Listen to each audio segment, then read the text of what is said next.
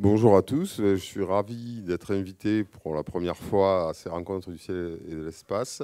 Alors je vais vous parler d'un détecteur que malheureusement vous aurez beaucoup de mal à acheter. J'ai eu de très très beaux télescopes en vente aujourd'hui. Celui-là est assez particulier et malheureusement j'ai peur que ça mette beaucoup de temps avant qu'il soit disponible dans le public. Alors je vais vous parler donc de la détection des ondes gravitationnelles avec une annonce qui a eu lieu le 11 février 2016. Alors, si ça veut bien marcher. Ladies and gentlemen, we have detected gravitational waves. We did it. Donc voilà, c'était le début de la conférence de presse le 11 février 2016 qui était l'annonce de la première détection des ondes gravitationnelles. Donc je vais essayer de vous expliquer pourquoi on était tous assez joyeux ce jour-là. Et donc un an plus tard, le comité Nobel a décerné le prix Nobel à ces trois personnes, Rainer Weiss, Barry Barish et Kip Thorne. Alors ils ne sont pas tous pareil, vous voyez que Rainer Weiss, là, il est décalé des deux autres parce que lui, il a gagné la moitié du prix et les deux autres, ils n'ont gagné qu'un quart. Et donc, je vais vous expliquer pourquoi lui, il méritait vraiment un demi, pourquoi les autres aussi méritaient un quart, mais pourquoi lui, un peu plus que les autres. Donc voilà. Et quelque chose qui a été mentionné très rapidement, mais c'est la première fois que ça arrive pour un prix Nobel. Le comité Nobel, de par le testament de M. Nobel, ne peut pas récompenser, à part le prix Nobel de la paix, des ensembles de chercheurs. C'est toujours limité à 3 personnes. Et donc, habituellement, vous voyez toujours le nom du vainqueur, avec dessous, généralement, c'est son université qui apparaît. Et pour la première fois ici, donc Ray Weiss, Barry Barish et Kip Thorne, ils ont obtenu le prix Nobel au nom de leur collaboration, pas au nom de leur université. Donc, ben voilà, moi, je fais partie de la collaboration Virgo. Donc, maintenant, on travaille ensemble avec l'AIGO. Et donc, ça récompense l'ensemble de la collaboration et pas que ces gens-là. Donc, c'était quand même un grand plaisir pour nous tous. Et donc, le 3 octobre, le prix Nobel. Et le 16 octobre, on annonce la première détection multimessager d'une fusion d'étoiles à neutrons. Je vais revenir là-dessus. Donc, sur ces 2 ans qui ont été vraiment très prolifiques pour la détection des ondes gravitationnelles et qui, finalement, je ne sais pas si on fera beaucoup mieux que 2016 et 2017 au niveau excitation. Alors, les ondes gravitationnelles, qu'est-ce que c'est? C'est l'astronomie, je ne vous apprends rien, vous êtes tous des amateurs très éclairés, peut-être même certains beaucoup plus forts qu'en astronomie que moi-même. Tout ce qu'on fait en astronomie, ça utilise des ondes électromagnétiques qui sont généralement émises par des charges électriques en mouvement ou des réactions nucléaires. Et donc, ça permet de couvrir tout le spectre, depuis les ondes radio jusqu'aux rayons gamma, en passant par le visible. Les ondes gravitationnelles, elles, ça va être très différent. Elles ne vont pas être émises par des charges électriques individuelles, mais elles vont être émises par des masses en mouvement. Et donc, c'est la masse entière de l'objet qui va être la source des ondes gravitationnelles. Donc, c'est quelque chose de complètement différent. C'est une force différente. Là, ici, c'est la force électromagnétique et les forces électriques. Et ici, c'est la force de gravitation. Donc, c'est des processus physiques complètement différents. Donc, ça va nous permettre de faire des choses complètement assez différentes de ce qu'on peut faire par ailleurs. Donc pourquoi on veut les détecter, ces ondes gravitationnelles? Alors il y a 2 aspects, qui sont, les 2 sont aussi nobles l'un que l'autre, mais généralement ce n'est pas les mêmes personnes qui s'intéressent aux 2 aspects. Il y a un premier aspect de physique fondamentale qui est de tester la relativité générale dans un nouveau domaine où les champs de gravitation sont très forts, ils sont très rapidement variables. En gros, de voir est-ce que la relativité générale, c'est la bonne théorie de la gravitation. Donc un aspect plutôt de physique fondamentale. Et après, un côté plutôt astrophysique et astronomie, d'ouvrir une nouvelle fenêtre sur l'univers, de mesurer directement la masse des objets, de voir directement des trous noirs, d'accéder au cœur d'événements violents comme les explosions d'étoiles, les supernovas, ou les sursauts gamma, j'y reviendrai par la suite, et aussi faire de la cosmologie, mesurer la géométrie de l'univers avec de nouvelles sondes et avec de nouveaux outils. Donc voilà pourquoi on veut faire toutes ces détections. Et donc, juste en quelques mots, la relativité générale d'Einstein, j'ai volontairement supprimé toute équation. Le but, c'est pas de faire un cours de maths ici. Mais M. John Archibald Wheeler a très bien résumé tout dans cette petite phrase. La matière indique à l'espace-temps comment se courber, l'espace-temps indique à la matière comment se déplacer. Donc c'est un peu l'analogie que je pense que beaucoup d'entre vous connaissez de l'espace-temps, sorte d'édredon à... Alors là, on se place à 2 dimensions, une sorte d'édredon quadrillage qui est déformé par des objets massifs qu'on pose sur l'édredon. Et donc, le Soleil crée une cuvette et finalement, la Terre, un peu comme une balle de ping-pong que vous jetez dans une baignoire ou un évier circulaire, va être amené à rester dans la baignoire. Ça va se mettre à sortir tout seul de la baignoire, sauf si vous l'avez vraiment envoyé vers le haut. Ben, la Terre, elle est assujettie à tourner dans la cuvette créée par le Soleil. La Terre créant elle-même sa petite cuvette dans laquelle il y aura la Lune, etc. Donc, voilà. La matière, elle courbe l'espace-temps, et l'espace-temps, il dit comment se déplacer. Donc ça, c'est vraiment la relativité générale en 2 mots. Et les ondes gravitationnelles, finalement, dans la théorie d'Einstein, c'est une prédiction assez ancienne. Einstein l'avait prévu dès l'écriture des équations, parce que c'est un cas mathématiquement assez facile à faire. Et on peut les voir comme des perturbations de l'espace-temps, donc qui sont figurées ici. On retrouve notre petit édredon quadrillé, et un peu comme si vous jetez un caillou au centre d'un lac. Oui, ici, vous avez un événement astrophysique violent. Ici, c'est 2 trous noirs qui vont se rentrer dedans. Et vous jetez un caillou au centre du lac, et bien, il y a des ondulations qui se créent à la surface du lac et qui vont se propager jusqu'à nous qui sommes sur la rive. Et on va, à partir de ces ondulations, remonter à ce qui s'est passé au centre. Donc, elles se propagent à la vitesse de la lumière. Et elles peuvent traverser des millions d'années-lumière sans être absorbées par la matière. Donc elles vont pouvoir nous permettre d'accéder au cœur d'événements extrêmement violents et extrêmement denses. Au cœur des étoiles, qu'est-ce qui se passe alors que finalement il y a des couches de matière par-dessus. Au niveau optique, il n'y a pas grand-chose qui sort. Mais là, les ondes gravitationnelles vont pouvoir sortir du cœur de ces événements violents. Alors ça fait quoi une onde gravitationnelle? Comment on va pouvoir les détecter? Si j'ai une onde gravitationnelle qui arrive du fond de la salle, là, et qui vient taper sur le tableau, la perpendiculaire au sens du tableau, et que j'ai ce qu'on appelle un cercle de particules libre, sans interaction, et bien ce cercle de particules, il va se déformer sur le passage de l'onde gravitationnelle. Et donc, vous voyez ici on va dire le cercle initial, puis le cercle déformé en fonction de l'amplitude de l'onde. Donc ça se déforme de manière différentielle. Il y a une contraction dans une direction et une élongation dans une autre direction. Et la déformation, si mon cercle, là, il a une taille L, et là, une petite variation delta L, la déformation relative delta L sur L, elle est proportionnelle à l'amplitude de l'onde gravitationnelle. Donc, détecter des ondes gravitationnelles, ça va être quoi? De manière pratique, ça va être capable de mesurer des variations de longueur extrêmement faibles. Je vais vous expliquer maintenant un peu les ordres de grandeur. Vous pouvez me dire, mesurer delta L sur L, je suis capable de le faire tous les jours. Oui, bien on va voir que ça, ce qu'on veut faire ici, c'est à un niveau extrêmement fin. Alors, la première idée qu'on peut avoir, c'est de dire, moi je vais faire comme un monsieur Hertz pour les ondes électromagnétiques, je vais faire un générateur d'ondes électromagnétiques et un détecteur d'ondes électromagnétiques, et avec tout ça, je vais faire la génération, la détection. Alors si on se place sur Terre, on dit, est-ce que je peux faire un générateur d'ondes gravitationnelles sur Terre? Vous prenez une barre d'acier de 500 tonnes, une barre qui fait 2 mètres de diamètre, longueur 20 mètres, vous la faites tourner à 5 tours par seconde. Plus que ça, la barre, elle part en morceaux. Mais déjà, rien que faire ça, ce serait un bon défi. Vous mettez le détecteur à 1 mètre, et vous voyez que H, donc la variation relative de longueur que vous avez à 1 mètre, c'est de l'ordre de 10 puissance moins 34. 0,00001, très très loin. Et la puissance qui est rayonnée sous forme d'onde gravitationnelle, c'est 10 puissance moins 29 watts. Donc là, vous ne risquez pas grand-chose. Ça ne va pas ni vous réchauffer, ni vous faire des cancers du cerveau. Donc là, ça, au moins, les ondes gravitationnelles, pour ça, il n'y a pas de côté dangereux. Alors si vous vous dites, quand même sur Terre, je peux faire des choses un peu plus péchues, je peux faire des choses avec, je sais pas, une bombe H.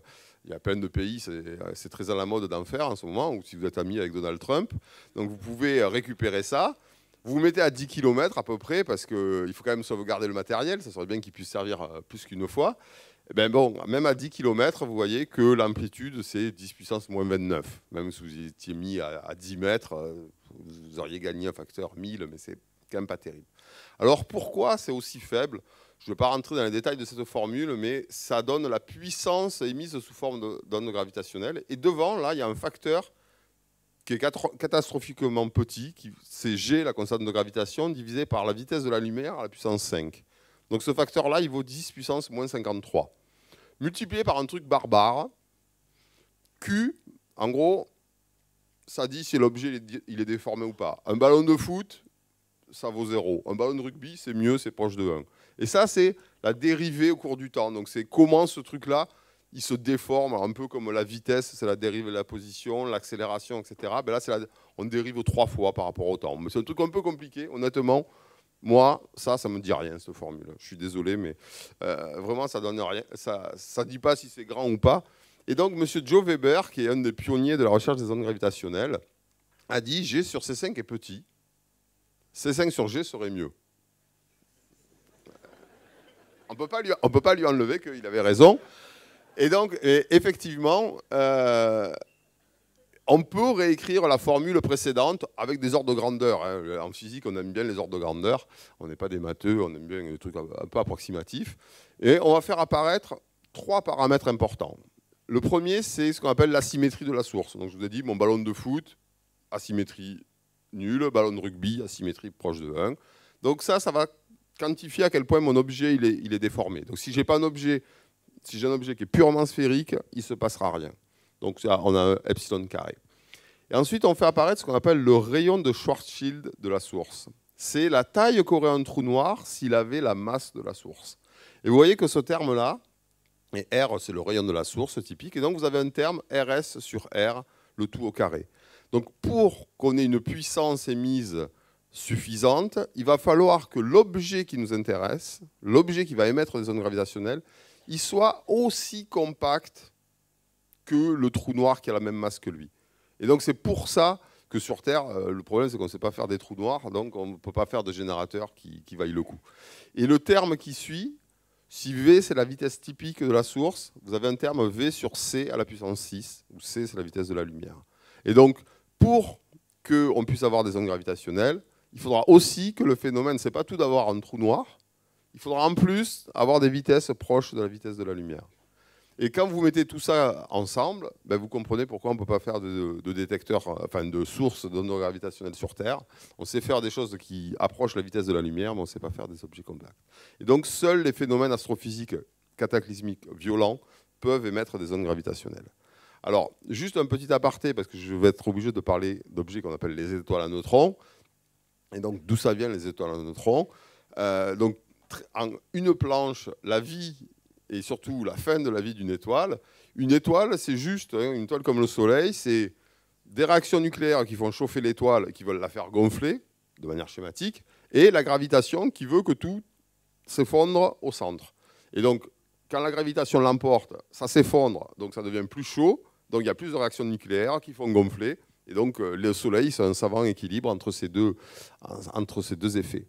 À la fin de la vie d'une étoile, on se retrouve avec quelque chose qui a une structure, ce qu'on appelle en pelure d'oignon, où on a brûlé de l'extérieur vers le centre tout le combustible nucléaire pour aller vers des éléments de plus en plus lourds. Et quand on arrive ici au fer, le fer, c'est l'élément le plus stable au niveau nucléaire, et donc vous ne pouvez plus le brûler. Donc au bout d'un moment, cet équilibre, il va être un peu perturbé. Alors à la fin, si le cœur il n'est pas trop lourd, à peu près inférieur à 1,44 fois la masse du Soleil, alors il y a un autre équilibre qui se crée. Au cœur ici, il y a les électrons qui disent on ne veut pas être tous à la même place, et donc ça fait une pression qui contrebalance la gravitation, et donc on obtient ce qu'on appelle une naine blanche avec un rayon de l'ordre de 1000 km. Et ça, ce n'est pas un objet très compact. C'est pas mal, hein, déjà, 1000 km, c'est une masse solaire dans 1000 km, c'est quand même un objet assez dense, mais c'est encore très loin du trou noir. Si l'objet fait entre 1,44 et à peu près 3 masses solaires, alors les couches extérieures sont expulsées, il y a l'explosion de ce qu'on appelle une supernova, et au cœur, on forme ce qu'on appelle une étoile à neutrons. Alors là, en fait, la pression est tellement forte que les électrons, ils rentrent dans les noyaux, ils se font copains avec les protons, ils deviennent tous des neutrons, et les neutrons, entre eux, ils disent oh, chacun sa place, hein, ça fait une pression de dégénérescence qui permet de contrebalancer la gravitation. Et ce processus, ça marche à peu près jusqu'à 3 masses solaires. Et donc là, vous avez un objet qui fait 2-3 masses solaires avec un rayon de 10 km. Si la masse est supérieure à 3 masses solaires, a priori, aujourd'hui, on ne connaît aucun processus qui peut empêcher la gravitation de l'emporter, et on forme ce qu'on appelle un trou noir. Donc les deux objets, là, étoile à neutrons et trou noir, le trou noir, quand il fait 3 masses solaires, il fait 9 km. Donc c'est à peu près les mêmes ordres de grandeur. C'est des objets donc extrêmement compacts. Alors les trous noirs, parce qu'il y aura toujours des questions, je veux toujours un peu démythifier le trou noir, hein, qui est un objet sympa, mais tout à fait agréable. C'est une région de l'espace-temps dans laquelle la gravitation est si forte que rien ne peut s'en échapper, même la lumière. Alors c'est un concept qui n'est pas nouveau dans la physique, ce n'est pas quelque chose qui date de Einstein. Mitchell et Laplace, au XVIIIe siècle, avaient déjà eu l'idée du trou noir. C'est assez facile à comprendre. Vous êtes sur Terre, vous prenez un caillou, vous le jetez en l'air, normalement il retombe. Sauf si vous êtes très très fort et vous arrivez à le lancer à une vitesse suffisante de 11 km par seconde pour qu'il puisse s'échapper et partir jusqu'à l'infini. Et donc Mitchell et Laplace, indépendamment, s'est dit, à un moment donné, si j'ai un objet qui est très très massif, même la lumière, même si je pars du sol avec la vitesse de la lumière, je vais finir par retomber. Alors évidemment, donc cet objet sera sombre et donc ça sera enfin, ce qu'il appelait, je ne sais plus comment il l'appelait, mais en gros, ça sera un trou noir. La seule chose qu'ils n'avaient pas, c'est qu'ils ne pensaient pas qu'il y avait une vitesse limite qui était la vitesse de la lumière. Donc ils pensaient que la lumière ne s'échapperait pas, mais qu'éventuellement on pouvait dépasser la vitesse de la lumière. Donc c'est parce que la vitesse de la lumière est quelque chose qu'on ne peut pas franchir que les trous noirs prennent un sens un peu plus particulier. Donc pour ceux qui nous intéressent, ça va être formé d'étoiles massives qui ont épuisé leur combustible. Et il y a ce qu'on appelle l'horizon d'un trou noir. Donc l'analogie ici, c'est l'analogie avec une chute d'eau. La chute d'eau ici, c'est le centre du trou noir. Vous avez votre petit bateau, là, il y a de plus en plus de courant, et il y a une courbe, la courbe de non-retour, ici, ce qu'on appelle l'horizon. Quelle que soit la puissance de votre bateau, une fois que vous l'avez passé, vous n'êtes plus capable de remonter le courant. Donc ce n'est pas une frontière physique, l'horizon d'un trou noir, ce n'est pas un ballon de baudruche sur lequel vous pouvez vous appuyer, que vous pouvez sentir physiquement. C'est une zone mathématique, une fois, c'est une frontière, mais quand vous passez la frontière, pour le gars qui passe la frontière, il ne se passe rien de particulier, il n'y a pas de discontinuité de la physique ici. Mais une fois que vous l'avez passé, vous ne pourrez pas ressortir et vous ne pourrez pas revenir en arrière. Donc voilà, donc quelques sources d'ondes gravitationnelles qui vont nous intéresser. L'explosion d'étoiles, si c'est dans notre galaxie, ça arrive à des amplitudes de 10 puissance moins 21. Et le plus intéressant, c'est des coalescences, donc c'est des fusions de deux étoiles à neutrons ou de deux trous noirs. Et on peut arriver à des amplitudes de l'ordre de 10 puissance moins 20. Donc l'objectif qu'on va se fixer, c'est à peu près avoir des détecteurs capables de mesurer des amplitudes d'ondes gravitationnelles de l'ordre de 10 puissance moins 20, 10 puissance moins 21. Alors, c'est une quête qui a duré pendant très longtemps, la détection des ondes gravitationnelles. Mais ce qu'il faut bien voir, c'est qu'on était, je dirais, un peu assez sûr de nous qu'elles existaient, parce qu'il y avait une preuve indirecte qui a valu à M. Halsey Taylor le prix Nobel en 1993. Donc, qu'est-ce qu'ils ont vu? Ils ont vu un système, on pense, de deux étoiles à neutrons, dont une est un pulsar. Donc, c'est une étoile à neutrons qui orbite sur elle-même et qui émet un faisceau radio qui permet finalement d'avoir une horloge dans le système. Et donc, les deux étoiles, elles tournent l'une autour de l'autre. Et comme on a une horloge dans le système, on peut mesurer très précisément la période orbitale. Et la diminution de la période orbitale est en parfait accord avec ce que prédit la relativité générale s'il y a émission d'ondes gravitationnelles. Donc là, vous voyez, c'est sur 30 ans de données. Les barres d'erreur, elles sont dans la taille des points. Et donc, vous avez les points ici pendant 30 ans et la prédiction théorique, et ça colle parfaitement. Donc, on avait quand même d'assez bonnes certitudes sur leur existence. Donc, maintenant, le défi pour les détecter, comme je vous ai dit, on se fixe de mesurer des longueurs avec une précision relative de 10 puissance moins 21, 10 puissance moins 22. Donc, grosso modo, c'est comme si vous mesuriez la distance Terre-Soleil, une unité astronomique, 150 millions de kilomètres, à un atome près. Ça vous donne... Alors, pour ceux qui ont du mal avec l'échelle atomique, on peut se dire, à ce moment-là, on va prendre un truc un peu plus gros, on va prendre l'épaisseur d'un cheveu. À ce moment-là, ça revient à mesurer la distance de l'étoile la plus proche à l'épaisseur d'un cheveu. L'épaisseur et pas la longueur, si la longueur, c'est trop facile. C'est l'épaisseur. Donc, voilà le défi qu'on se fixe. Alors, comment on fait ça? On va utiliser un instrument très ancien de la physique et que je pense... les gens qui sont ici, vous êtes passionnés d'astronomie, il y a de grandes chances que vous ayez fait des études scientifiques. Et donc, on va utiliser ce qu'on appelle l'interféromètre de Michelson. Donc là, vous avez M. Michelson avec sa belle moustache. Et là, c'est la photo de son expérience dans la banlieue de Boston à la fin du 19e siècle. Et qu'est-ce qu'il a fait, M. Michelson? Donc ça, c'est la version moderne. Ben, lui, il n'avait pas de laser. Il faisait ça avec des lampes à sodium, mais ça marchait très bien. Une source de lumière qu'on envoie sur un miroir semi-réfléchissant. La moitié de la lumière part par ici, l'autre moitié part par ici. Ça se réfléchit ici, et les deux faisceaux viennent se recombiner sur le détecteur de lumière. Et donc, en gros, c'est la manip historique de Michelson-Morley avec lesquels ils ont prouvé que la vitesse de la lumière était la même dans les deux directions. Donc, très schématiquement, hein, la lumière, c'est une onde. Hein, donc, entre les pics, il y a 1060. Dans le cas qui nous intéresse, il y a à peu près un micron. On a le faisceau qui arrive par le chemin 1, par le chemin 2. Si les pics et les creux se font face, on a ce qu'on appelle une interférence constructive. Et le détecteur de lumière, il voit grosso modo la somme des deux faisceaux. Il voit le carré de ça. Mais donc là, il voit de la lumière. Si jamais on décale légèrement un des miroirs, à ce moment-là, ben, les creux et les bosses seront en opposition de phase. On a ce qu'on appelle une interférence destructive et qu'on appelle la frange noire. Et l'état d'interférence, il dépend exactement de la différence de longueur entre les deux chemins. Donc si vous vous rappelez ce que je vous ai dit il y a un petit quart d'heure, hein, j'ai mon onde gravitationnelle qui arrive, sur mon interféromètre, j'ai un bras qui s'allonge, un bras qui se raccourcit, ça change la figure d'interférence, je vois de la lumière, j'ai vu les ondes gravitationnelles. Donc c'est super simple à détecter les ondes gravitationnelles. Vous prenez un interféromètre de Michelson sur la frange noire, l'onde arrive, change la longueur, on voit la lumière et on peut montrer que la quantité de lumière elle est proportionnelle à l'amplitude de H. Donc ça c'est le principe. Et donc ça c'est l'avantage de bosser avec des Américains, on a toujours des super belles animations. Donc tout ce que je vous ai dit de manière animée, là les deux ondes, ici le trait rouge ça correspond à l'intensité que vous verriez si vous mettiez un détecteur ou votre œil, c'est pas conseillé de mettre son œil. Mais voilà, et ici ça revient, les deux ondes sont en opposition de phase, il n'y a pas de lumière. Une onde gravitationnelle va arriver, si elle se dépêche, voilà, ça fait... Donc la position des miroirs change, et donc ça change la figure d'interférence, et on a de la lumière. Donc ça, c'est la détection des ondes gravitationnelles. Alors,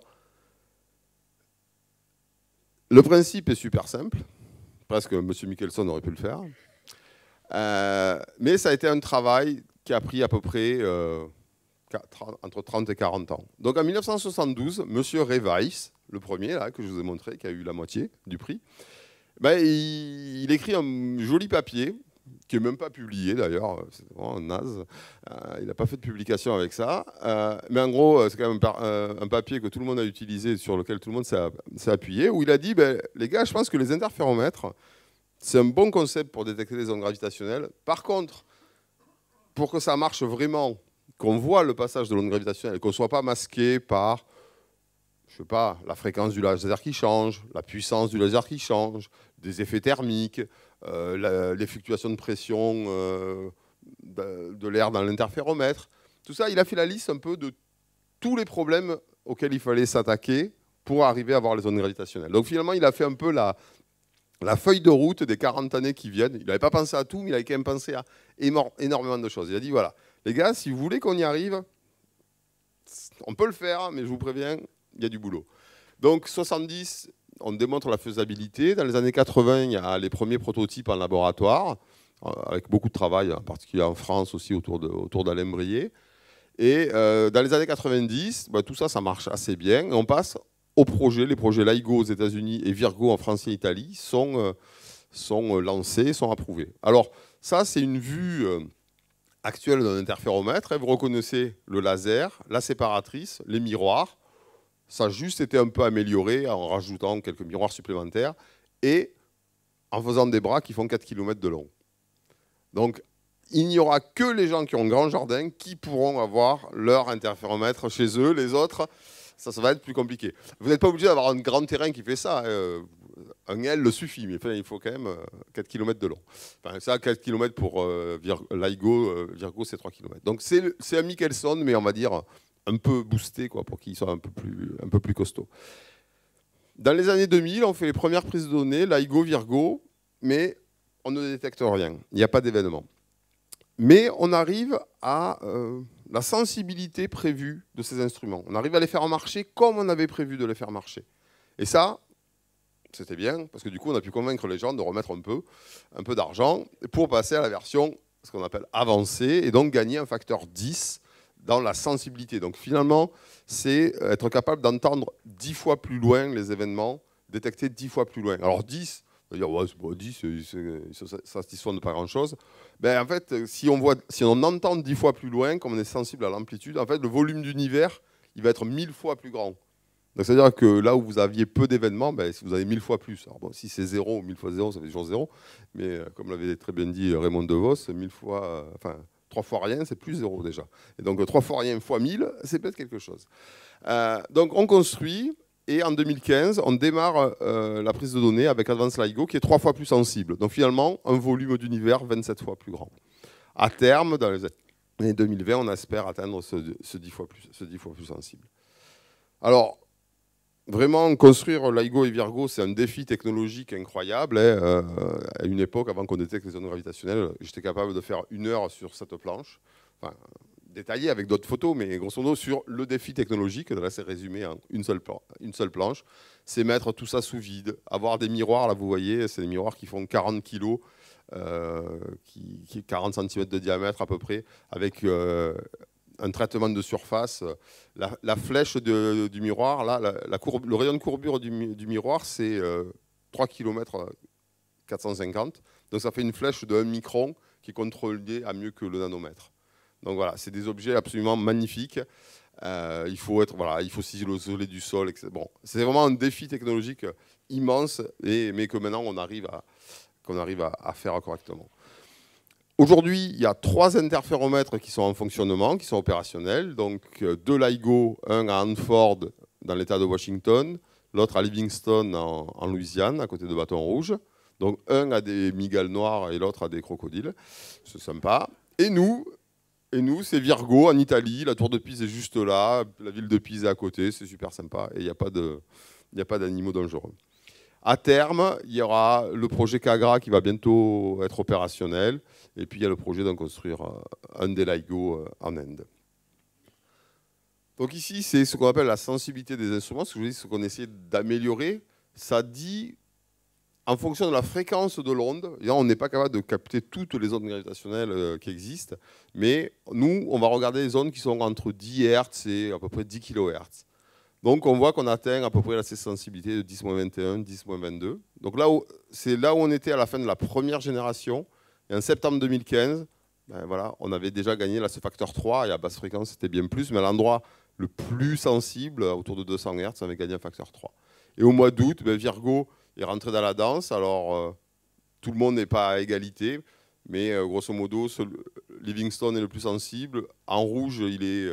Hanford, c'est 2 fois moins sensible, et Virgo est 4 fois moins sensible que Livingston. Mais ça devient quand même intéressant pour faire de l'astrophysique. Alors maintenant que vous savez tout, comment on génère les ondes, comment on les détecte et tout, ça y est, on va pouvoir rentrer dans le vif du sujet, la détection des ondes gravitationnelles. Alors, la première détection, je vous ai parlé du 11 février 2016, mais la détection a eu lieu le 14 septembre 2015. Donc à 9h50 et 45 secondes, heure GMT, il y a une passage d'une onde gravitationnelle à Livingston. Puis 7 millisecondes plus tard, le temps que ça se propage, que ça traverse la Terre, elle est vue à Hanford.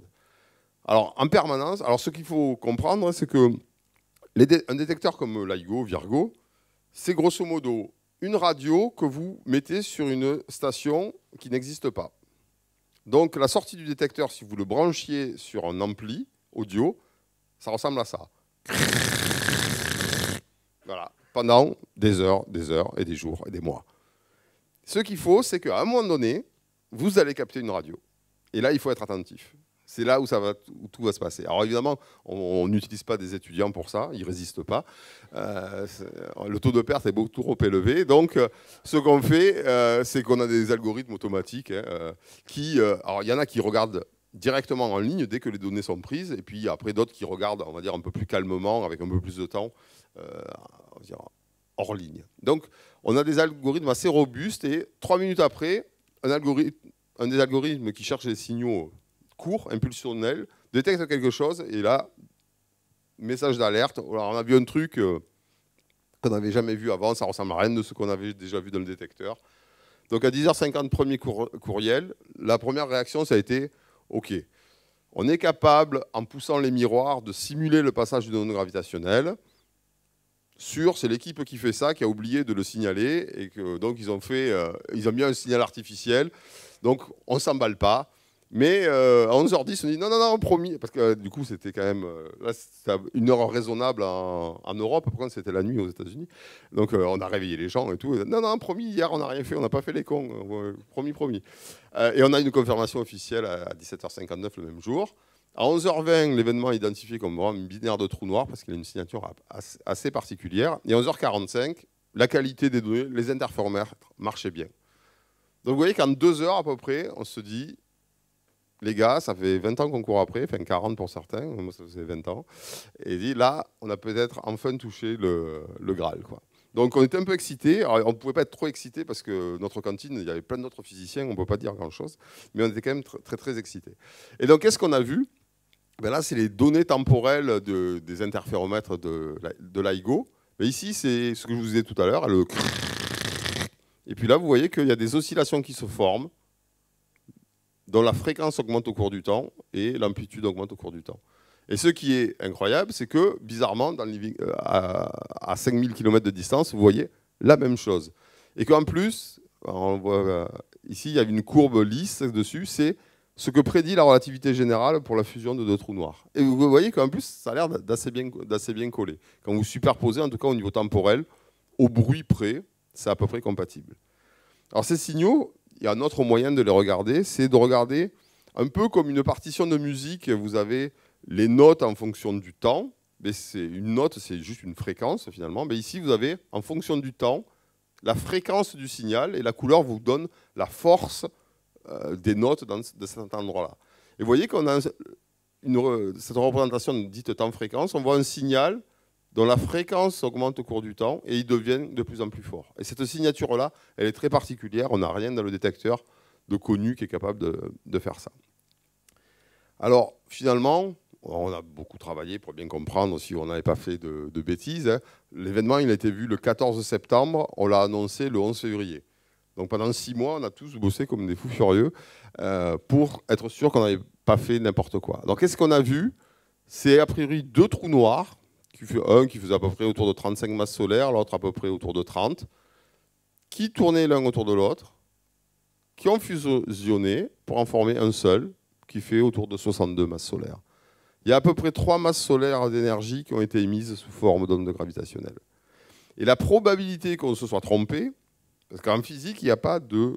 En physique expérimentale, je ne parle pas en physique théorique, là les gens sont plus décisifs dans leur statement, mais en physique expérimentale, il y a toujours la possibilité que ce soit un artefact du détecteur. Mais à un moment donné, vous dites, est-ce que c'est encore possible que ce soit un artefact ou est-ce que ça vient vraiment de la physique? Alors, pour ça, on prend nos données, on fait une sorte de fausses expériences pour voir si, en n'ayant pas de chance, est-ce que ça aurait pu arriver par hasard? Et la probabilité que ce soit un faux signal, elle est inférieure à 1 sur 5 millions. Et en physique, c'est le seuil qu'on se fixe, 1 sur 5 millions, pour dire j'ai détecté quelque chose. Alors 1 sur 5 millions, pour que vous ayez l'ordre de grandeur, c'est vous prenez une pièce de monnaie, vous la jetez en l'air, elle tombe sur pile par exemple. Ça marche aussi bien avec face. Hein, mais vous la jetez, vous avez pile, vous avez une chance sur 2. Vous recommencez, vous avez une chance sur 4, ça soit encore pile. Mais vous la jetez 23 fois d'affilée et elle tombe toujours sur pile. C'est pas impossible. Vous avez une chance sur 5 millions que ça arrive. Vous pouvez démarrer dès ce soir avec votre pièce, ça va vous occuper. Donc, c'est possible que ça arrive. Mais, à un moment donné, vous dites, si ma pièce est tombée 23 fois du même côté, il y a plus de chances qu'elle soit pipée et que ce soit plus lié au hasard. Donc, vous voyez que le seuil, on ne se le met pas à une chance sur 10. Parce que là, évidemment, la possibilité que ça arrive assez souvent. Une chance sur 5 millions, c'est déjà un peu plus rare. Un peu plus rare. Alors, donc, qu'est-ce qu'on a vu? Non, c'est que ça ne marche pas, ce pointeur. Voilà. Donc, alors là, c'est un truc sérieux. Ce n'est pas une animation vue d'artiste, etc. C'est une vraie simulation de la relativité générale avec 2 trous noirs qui ont à peu près la bonne taille, qui tournent l'un autour de l'autre. Donc, vous avez ici 2 trous noirs qui font chacun 30 masses solaires, donc ils font à peu près 100 km de rayon. Donc, grosso modo, vous avez l'Essonne qui tourne autour de la Seine-et-Marne, À part que, bon, je ne vous l'ai pas dit tout à l'heure, mais je vous le dis là, et ils font ça à peu près la moitié de la vitesse de la lumière. Donc c'est un peu ralenti pour que vous voyez quelque chose.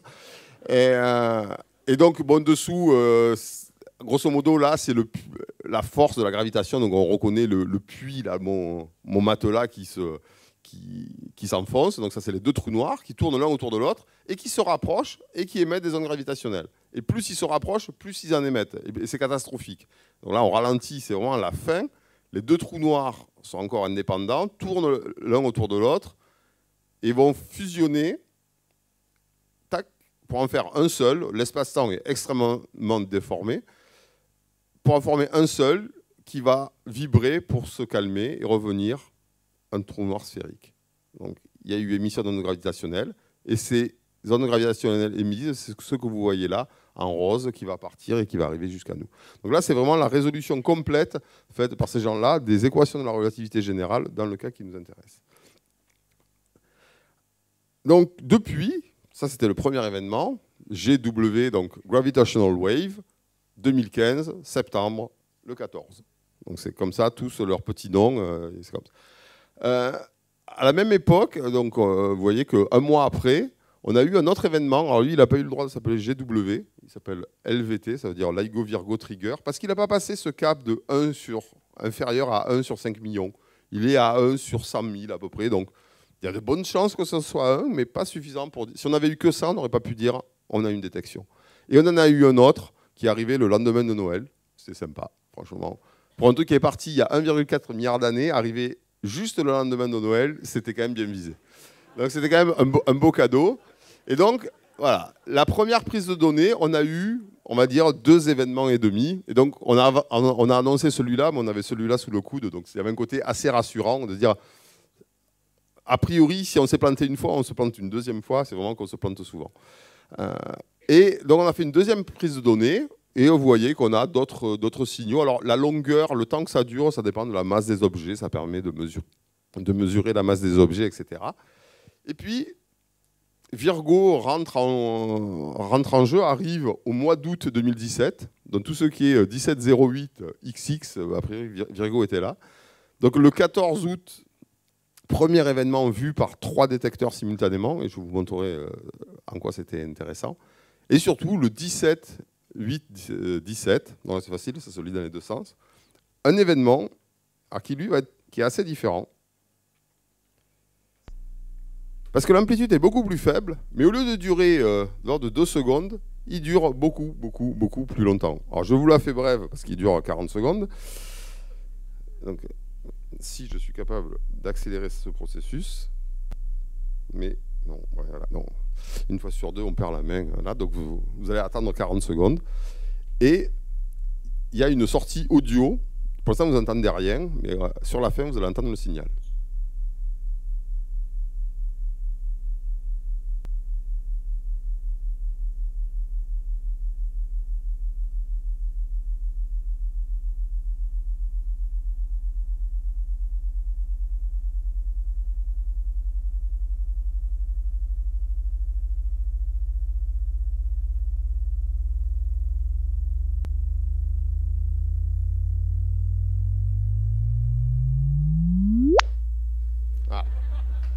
C'était donc le signal de gravitationnel. Donc non, mais vous avez entendu, c'est vraiment la transcription audio du signal. Donc vous avez vraiment entendu la fréquence, car c'est devenu de plus en plus aigu et de plus en plus fort. Donc c'est ce qui est figuré ici. Vous voyez que l'amplitude augmente et si je fais un zoom, en fait, ça ressemble à la fin de ce qu'il y a ici, la fréquence qui augmente au cours du temps.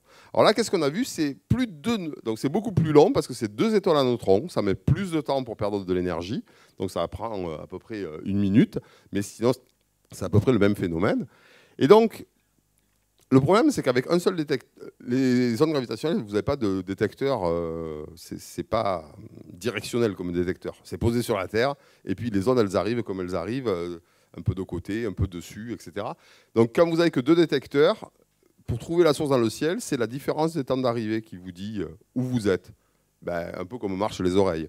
Le problème, c'est que sur le ciel, vous voyez qu'avec les premiers événements qu'on a eus, ça fait des grandes bandes dans le ciel. Dire, l'événement, il est à peu près là. Alors, nos collègues astronomes, ils sont sympas, mais quand vous leur dites « Tiens, tu pourrais pas regarder ici pour voir s'il n'y a pas quelque chose d'intéressant ?» Ça fait à peu près 3000 fois la taille de la Lune. Donc, c'est un peu compliqué. Par contre, si vous avez 3 détecteurs, ben vous avez vous avez 3 temps d'arrivée, ça fait 2 différences. Donc finalement, vous avez l'intersection de ces 2 cercles. Et vous voyez qu'au lieu d'avoir des grandes bananes, eh ben, hop, de rajouter Virgo, là, hop, ça fait juste une toute petite zone dans le ciel.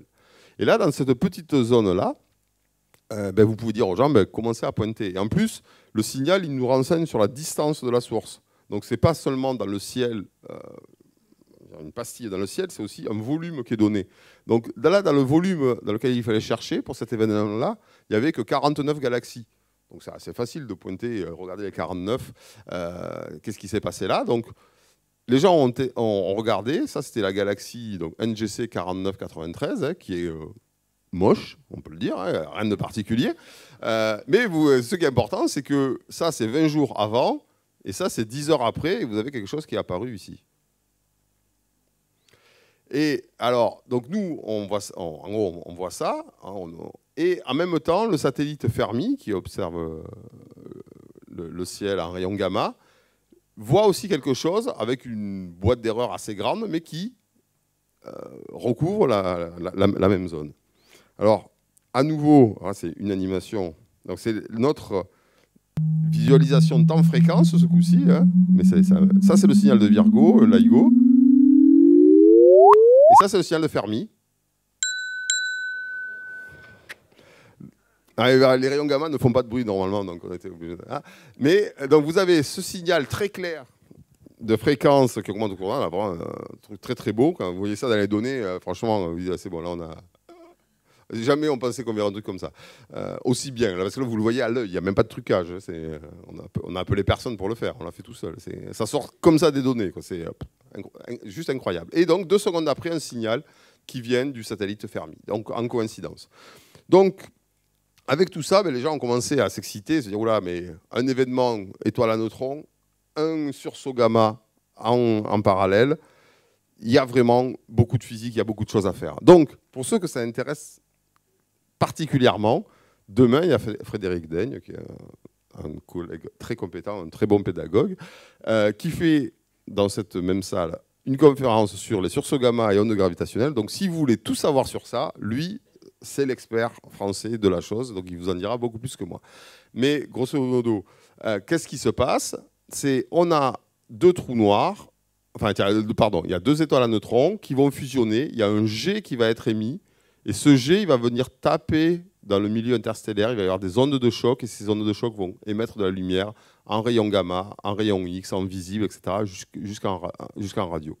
Donc, vraiment, pour voir cet événement-là, il y a eu un suivi fait par tous les télescopes de France, de Navarre et surtout du Chili, qui se sont mis sur le coup, plus, vous voyez, 7 satellites, et puis à tous les points que vous voyez dans le ciel, c'est des gens qui ont pointé dans la direction de l'événement.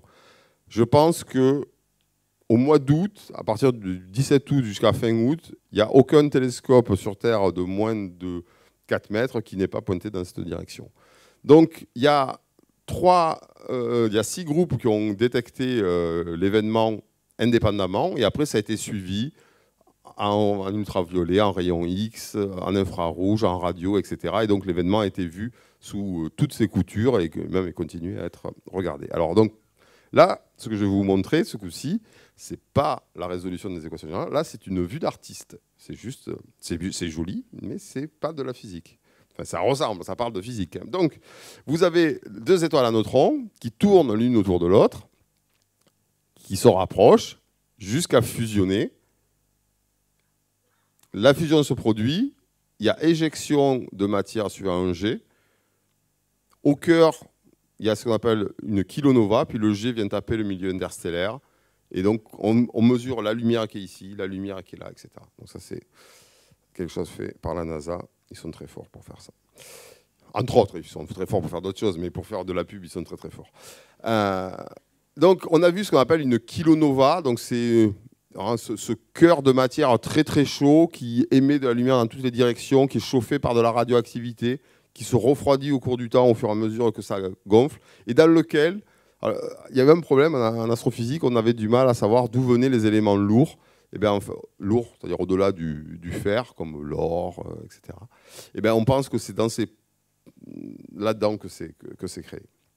Donc voilà, pour la première fois, on a vu un événement, ce qu'on appelle multimessager, on l'a vu avec des ondes gravitationnelles, on a vu avec des rayons gamma, de la lumière visible, etc.